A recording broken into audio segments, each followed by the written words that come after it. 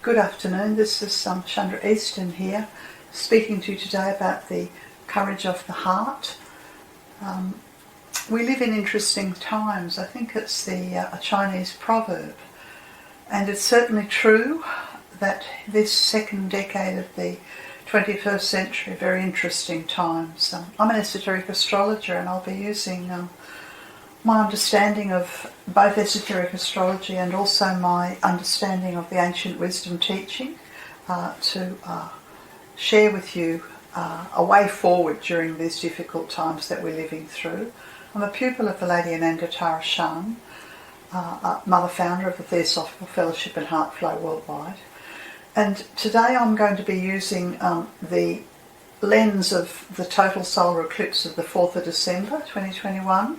I'll be talking a little bit about the age of Aquarius, the age of the heart to begin with, and bear in mind that what I'm speaking about is the period from now through till the end of 2024, December 2024. So the terms, the age of Aquarius and the age of the heart, they're kind of interchangeable.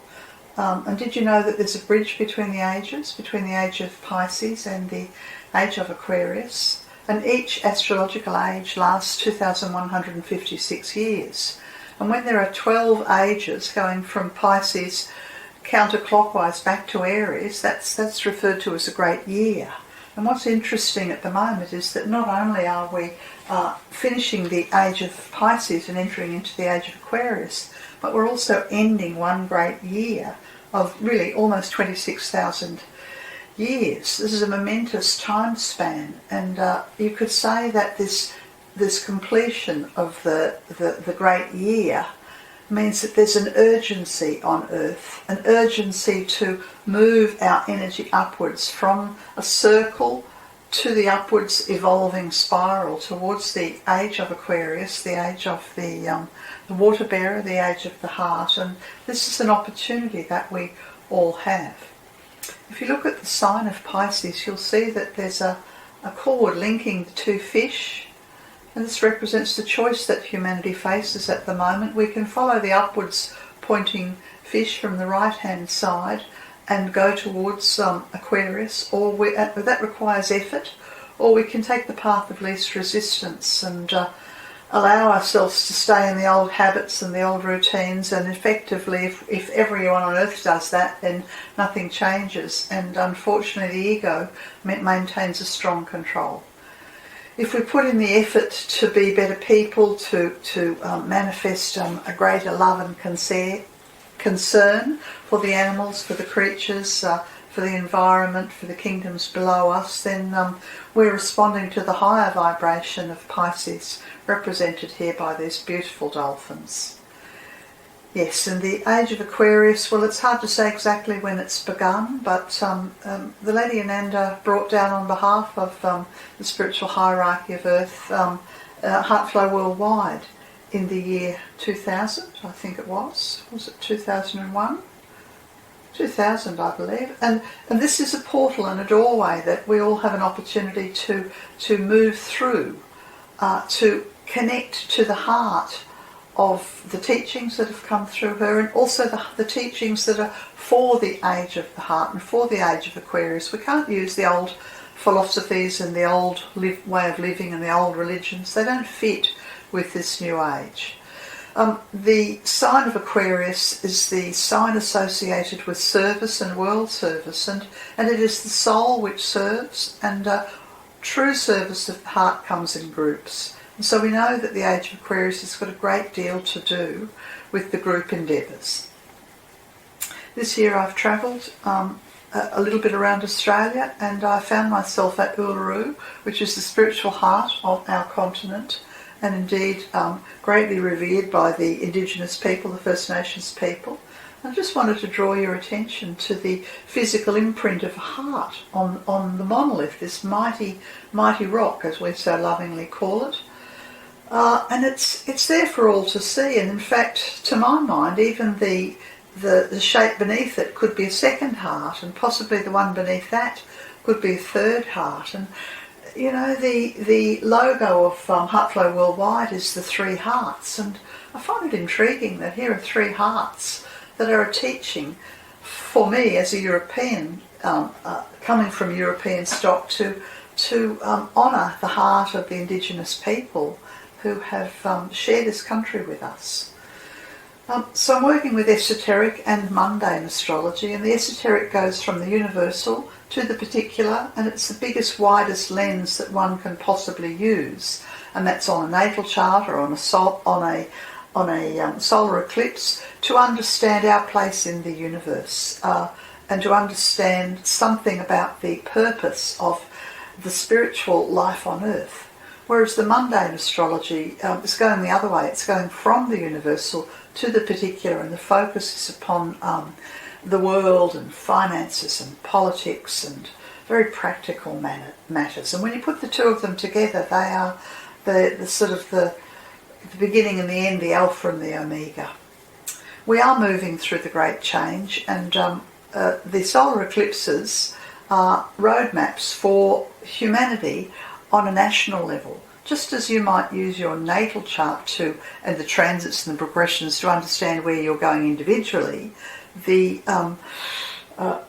solar eclipses are one very fine tool to help us understand the enormous changes, the push and the pull that's occurring as we move through this great change. And this wonderful Icelandic image from the Icelandic national artist Johannes Jarvel seems to epitomise that to me, that we really need to find a way of maintaining our balance through these turbulent times.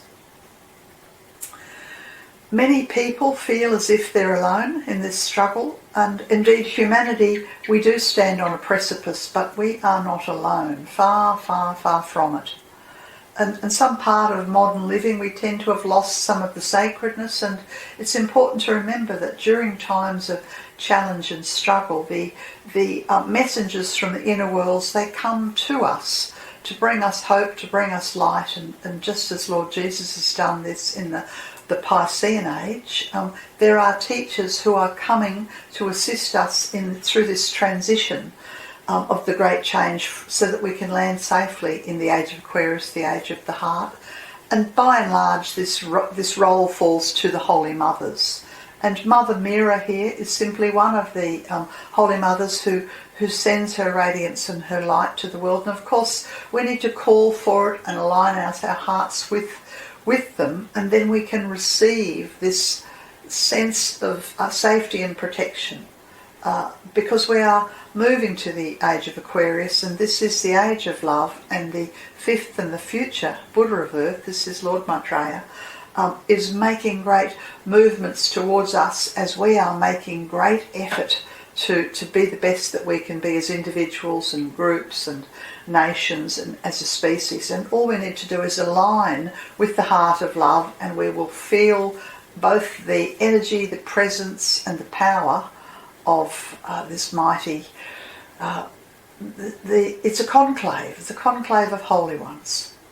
Okay, let's talk about the solar eclipse from the 4th of December in 2021. It occurred in Antarctica, and fortunately, because the scientists go there, we have a wonderful gift that they've sent us the imagery of the solar eclipse, and it looks so peaceful and so still. And I know astrologically, when I draw the chart, when the computer does the chart for the Antarctic magnetic South Pole, all the directions disappear. North, south, east and west converge. And there's something about this convergence of north, south, east and west. And astrologically we refer to this as the midheaven is the same as the ascendant, which is the same as the immunocoli, which is the same as the descendant. So there's a point of unity that is a mathematical truism astrologically, both at the south and the north poles. Now we do have solar eclipses, and they occur about once every 19 years. We'll get sometimes more than one on the south or the north pole, and the eclipses move from the poles towards the equator and back again cyclically, a bit like I don't know, it's a bit like Father, Mother, God playing a concertina.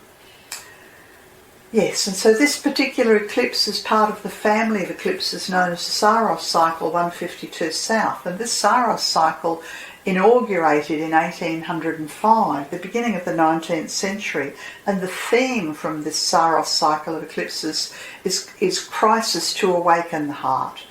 And the astrological symbol for the heart is Leo the lion. And Leo the lion has its lowest vibration and highest vibration. In the lowest vibration there's too much ego, there's power and control. We know all about that on Earth, we've had it for a long time. In the higher vibration we have the most beautiful, beatific, serene, loving snow leopard from the Himalayas. And this is where we're striving towards that serenity, that compassion. In order to get there we need to move from the mutable cross to the fixed cross, and this is part of our evolution. And in order to move in that way, something has to be given up, and it is our free will. Not all of it, but some of it. The signs of the mutable grand cross are Gemini, Virgo, Sagittarius and Pisces, and everyone on Earth who's had, and the majority of people have had many thousands of incarnations on Earth, we have been evolving upon the mutable cross. You don't have to be a Gemini, a Virgo, a Sagittarian or a Piscean to have been on the mutable cross. You simply need to have been experiencing incarnations upon Earth. And eventually what happens as we use our free will and we develop our ego on this cross, and eventually we begin to look for something better. We sort of learn from our mistakes, so to speak, and we raise our eyes higher. Because we become sick of the conflict, the end result of the misuse of free will, and unfortunately, not always, but a lot of the time we've misused our free will, and as a result of that, we've created chaos. And you've only got to look around to see that the free will's been running amok, and the personalities are very strong, and we've got chaos on an environmental level, and degrees of chaos on a social level, on a political level, religious level, financial, medical level, sexual level. We seem to see chaos everywhere, and chaos is striving towards harmony, towards the resolution of all the conflicts into perfect peace. And this is going to take us a while. And astrologically we say that we could spend metaphorically 777 lifetimes. This is the Lord Dwal says 777 lifetimes on the mutable cross, 77 lifetimes on the fixed cross, and 7 lifetimes on the cardinal cross.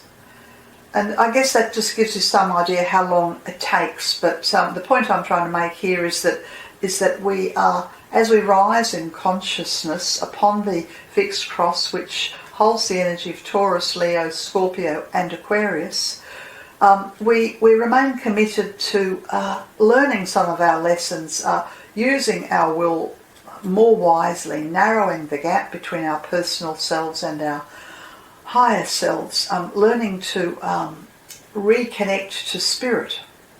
This is going to take us a while, but best that we begin. And I suppose what I'd like to say about this is that of those signs, Taurus, Leo, Scorpio and Aquarius, they are the hallmarks and the keynotes in this total solar eclipse chart. I'll show you the chart in a little while. And so what we really have here is an opportunity for the raising of higher consciousness. It's a global opportunity. But of course it's not easy. In order to activate the soul in us, the angel of the presence, we have to make strenuous efforts to rise above our physical habits, our emotional fears, and our mental blockages, whatever they are. They differ individual to individual, but collectively we're human, we all have them, and there's an effort to rise above higher and higher and higher until we come in contact with the soul. Now this period that we're going through, we know it as the Great Battle. And astrologically the battle is between the sign of Scorpio and the sign of Aquarius. And the reason for this is that the sign of Scorpio holds all kinds of things that it's where we store our unfinished business. Yeah? And so collectively when we get a total eclipse that's very prominent in the sign of Scorpio, as this one is, then we know that humanity has a lot of unfinished business to deal with. So let's have a bit of a look at the chart here. You'll notice the 4 red lines. That's up the top is the zenith, the midheaven. The horizontal lines, that's going east and west. That's the ascendant and the descendant. And the red line going down the bottom of the chart is the immunicoli, and all those 4 are an illusion in this South Pole chart of Antarctica, and we can tell this because well, it's hard to explain really, but the number 24 is prominent on all of those angles, as we call them, and the ascendant on the left-hand side, the middle of the left-hand side of the chart, is also the midheaven. So up is down and left is right. Let's have a look at the signs of the zodiac from the fixed cross that I've been talking to you about. Up the top of the chart we have what looks like the letter M, just above the red line, the midheaven, the zenith point. That's the sign of Scorpio. Directly beneath it we have the planet Mars, which is a circle with an upwards pointing arrow, also in the sign of Scorpio. Both of these are in the 24th and 25th degrees of Scorpio. Now when a planet sits at the top of the chart like this, that planet is attempting to control the whole chart. And when Mars is in Scorpio, there's great power, but it's the power of the ego. Until a higher turn of the spiral, it's the power of the ego. So this is an indicator to an esoteric astrologer that the ego is on the run, on the attack, and is attempting to control the whole chart. The reason why it's trying to control the chart is because the red lines that go down to the ascendant, to the MC, that's the ascendant and the midheaven there, and to the planet Jupiter that looks like the letter 4 just beneath the ascendant, the red line. These red lines are all squares, they're all conflicts or challenges. And interesting, the sacred planet of the second ray, that's Jupiter, is sitting in the position of ascendancy, claiming the right of spiritual growth. Yeah, so then we have the most sacred planet of the signs of love and wisdom sitting by the door of the chart, that's the ascendant, wanting growth, and yet we have a challenge or a resistance, a concerted resistance from the ego. Let's call it the dweller on the threshold, let's call it humanity's dweller on the threshold. So we have the soul of humanity, the angel of the presence represented by Jupiter, and the dweller on the threshold in a battle. Now remembering that this total solar eclipse chart will give us 3 years to work out some of these issues. Now we know this is a battle to the death, and the reason I know this is a battle to the death is because the numbers are very close. Mars is sitting at 24 degrees, very close, and Jupiter's sitting at 26 degrees. There's very little room to move. It's like a battle to the death that we're all involved in, and we have to choose which side we're on. Will we stand with the angel of the presence, with Jupiter, and the ascendant and the midheaven, or will we take the side of Mars and be confrontational or defensive or aggressive? Okay, so there's the signs of Scorpio and Aquarius. That's 2 of the signs of the fixed cross, but let's continue and look further down. If you look at the bottom of the chart, the downward pointing line to the immunicoli, it goes to the sign of Taurus. And if you look to the left of that, you'll see the planet Uranus. Now Uranus looks a little bit like, I don't know, a radio antenna or something. It's blue on this chart, and it's seated in the sign of Taurus in the 3rd house. You'll see the number 3 just underneath Uranus. Now that tells me that Uranus, which is the planet of change and also brings in Shambhala energy, is targeting speech and targeting communication and targeting our neighbourhoods. Okay, so we could expect from this that there'll be great changes of media and great changes in speech and of course the internet. One immediately thinks of the internet and the worldwide media and the loss of newspapers, and but beyond that there's a need to the energy of Uranus holds a spiritual power and spiritual will, so it's almost like a warning, I suppose I would say, to humanity to mind your P's and Q's, mind our neighbourhoods, mind our communications, and be careful how we speak and how we act and how we use the written and the printed and the digital media. Now, if we look further at Uranus, I see that there's a red line, another one of those challenging squares, and this time it goes up from Uranus towards the planet Saturn. Now, Saturn is also in the sign of Aquarius, so here's a conundrum. We have the sole ruler of Aquarius, that's Jupiter, that potentially has the key to ascension, the key to awakening, the key to collective group expansion, the key to love and wisdom. It's sitting at the door to the ascendant, the point of ascension, and yet Saturn has been targeted by the planet Uranus as something that is the unfinished business. Now, Saturn, you'll notice, is in the sign of Aquarius, the sign of the group, but not only is Saturn the sign of Aquarius and the group, Saturn is also the sign of the rational mind and the lower mind. And then to complicate things even further, Saturn is sitting in the 12th house. Yeah, see it near the number 12. So when Saturn's in the 12th house is the house of karma and or the house of chronic health. So the message when Saturn sits in the karmic house is deal with the karma or the health of humanity, of society, will suffer. Well, we know this. We've been seeing the health of society, the health of humanity suffering, and from this chart it says, right, humanity, you are on notice to deal with some of the issues that are like a plague upon your societies, upon your cultures, and particularly they're associated with our resistance to change and or something to do with the written media, the written word, the spoken word media, because the fifth ray, the ray of concrete science and of the rational mind, is indicated by the Aquarius, and Uranus is challenging it and asking us to think outside the square and to operate differently with technology, with science, with the mind. And there's a certain intransigence. If you look at the numbers, Saturn is number 9 Aquarius and Uranus is number 11.5. So again, we have very little room to move. Saturn is resisting change. There's enormous resistance. It's hiding. It's buried itself in the 12th house. Uranus is a very direct challenge. And the challenge is coming to all of us, to society, and it's coming from the highest spiritual realms, and it's going to play out in our neighbourhoods. Well, this is nothing new. We've seen this happening all over our television screens for the last couple of years.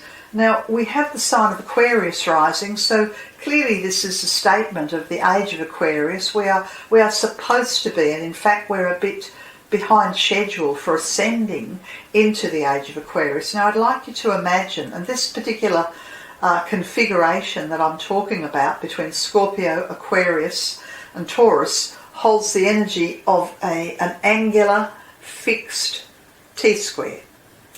Now, the purpose of an angular fixed T-square is to resolve the conflicts I've been discussing and to release the energy through the opposite side of the chart. So if we look to the opposite side of the chart, it's empty, apart from the letters IC, and that's not a planet, that's simply the fact that all the directions, north, south, east and west, that's the southern direction, is sitting on the horizon. But what's more interesting is, and the IC is the entry point into the spiritual realms. So we are being directed to go deeply, deeply, deeply into spirit via the heart. And that's the sign of Leo. You can see the sign of Leo. It's sitting out there in the outside circle, very close to the number 6. It's on its side there, which makes it look a little bit confusing. So the resolution of this conflict that it's a gauntlet that's been thrown down to humanity, and the resolution of this conflict of the misuse of power And I forgot to tell you that the number 24 up the top of the chart has a great deal to do with separation, the opposite of unity. So we're trying to resolve issues of separation, harm and hatred, destructiveness, that's all the Scorpio energies, a misuse of the media, technology, science. This could go all the way back to Atlantean times possibly. Who knows how far back that goes. An intransigence on the part of ordinary humanity to dig our heels in and refuse to change. A need to look at our local neighbourhoods and see what needs changing there, and to, above all, invoke the energy of love and compassion, love and wisdom. That's Jupiter sitting in the point of ascendancy, and we need to do this collectively, socially, on a societal and on a global level, and then when we're able to do this and send the energy out to the sign of Leo, that Leo is the front door of the fixed cross. So what I mean by the front door, it's the entry point. It's the entry point onto the fixed cross through the sign of Leo. So if you could imagine that the soul is standing as an archer, holding a mighty bow and shooting an arrow from the ascendant across to the sign of Leo to pierce the heart.